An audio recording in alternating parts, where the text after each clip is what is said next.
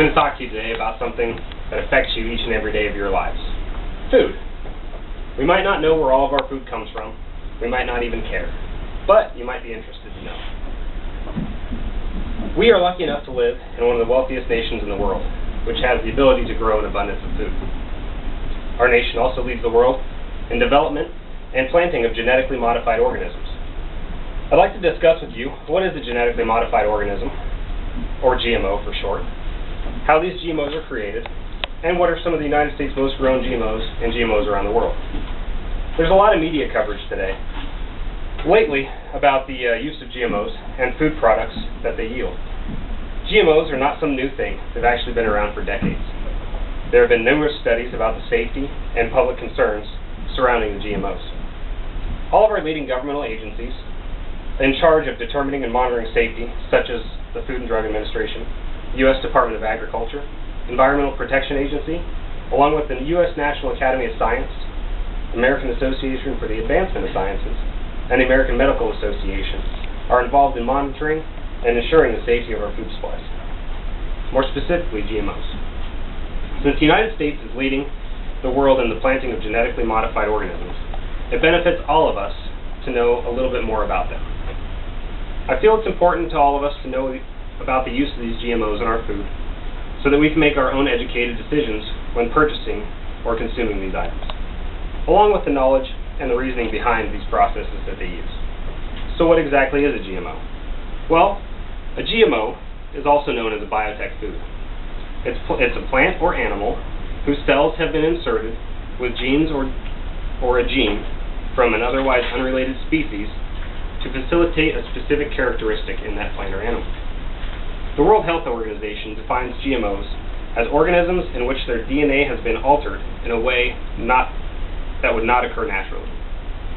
Some specific traits that are sought for are seeds that are engineered to withstand weed killers, pesticides, and also crops that are able to stand up to diseases and are more drought tolerant.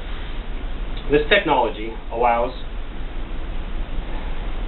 the fewer use of pesticides, less water, and ultimately keep production costs down, thus resulting in less of an increase of prices to consumers for these products. According to the Grocery Manufacturers Association, this technology has reduced the price of crops used for foods such as corn and soybeans and sugar beets as much as 15 to 30%. According to the FDA and commonground.com, every plant improved through the use of this process is examined by the FDA and EPA for potential health risks. Tests are completed on all plants prior to entering the food and animal feed supply systems. The World Health Organization says that foods containing genetically modified ingredients have passed human health risk assessments. Though these traits and processes are new to certain crops, nature itself often allows plants and animals to adapt to survive in their environment and evolve in their ever-changing environments, according to the USDA. How are GMOs produced? According to the FDA, the traditional plant breeding process is one that doesn't just introduce a single gene, but a set of genes, as demonstrated in this diagram. You can see they have the donor plant or organism and the receiving organism, and they take the sections that they want out of the DNA strands and place them inside of the DNA of the plant that they're trying to modify.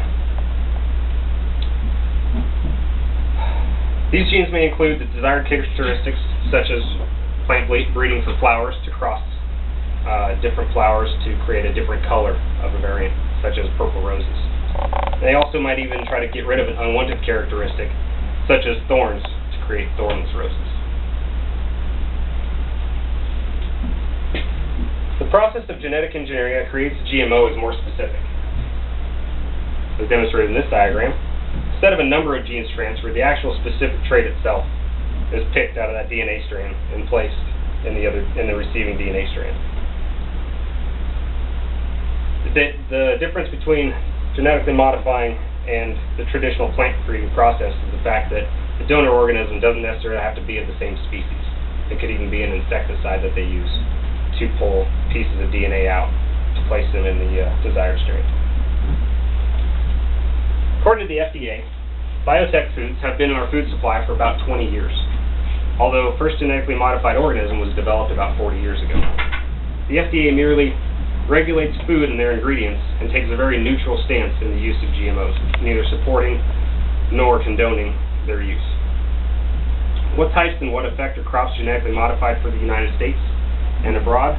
Well, according to the U.S. Department of Agriculture, in 2013, the U.S. led the world in genetically modified plantings. These plantings included 93% of all soybeans, 90% of all feed corn, 90% of all cotton grown in the United States. The commonly used figure is, according to USA Today, is that 70% of the food that's processed in the supermarkets contains genetically modified ingredients. Worldwide, such crops as papaya, canola, alfalfa, squash, and sugar beets are also genetically modified. Though the United States leads the world in the amount of plantings, other countries have a larger percentage of their crops that are genetically engineered. 77% of Argentina's, 65% of Brazil's, followed by the United States at 43%, along with 21% of Canada's and 6% of products grown in India are genetically modified according to the International Service for the Acquisition of Agricultural Applications. So how are we supposed to tell if our food contains genetically modified organisms? Well, to this point, according to USA Today, there is no requirement for grocery manufacturers to label whether or not their products contain genetically modified organisms. The FDA only states that these labels must be truthful and not misleading. There is currently a growing concern among the population for the use of GMOs, and also whether or not organic products can be considered organic if they're genetically modified. GM crops are a hot debate in the European Union as well, where the majority of the public in Europe does not like them, according to the USA Today. The FDA does recognize that there is diverse views among the populace, food manufacturers, and the agricultural industry. As our world population grows, the global demand for food is ever increasing. Our current world population is 7.2 billion, poised to reach 8 billion by the year 2024, according to the World Online Population Clock. It is with this technology that some say there is hope of providing food for the regions not normally conducive to growing crops, and also to populations struggling to survive. There is a lot of unknowns about GMOs, but knowing that they are in our food supply and being aware of their use is what I set out to accomplish today. I'd like to thank you for the opportunity to provide you this information, and hope that you do some additional research in order to provide yourself any additional information. Thank you.